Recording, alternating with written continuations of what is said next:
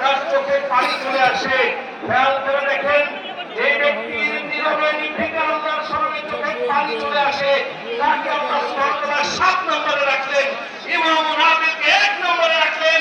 নীরবে নিভৃতে আল্লাহর স্মরণে চোখে পানি চলে আসে, এরকম লোক পৃথিবীতে পাওয়া যায় না, গেলেও যাইতে পারে, কিন্তু ইমাম নাবিল পাওয়া অনেক কঠিন। চাপরাশি থেকে রাষ্ট্রলোক পর্যন্ত সবাই জুলুম করে।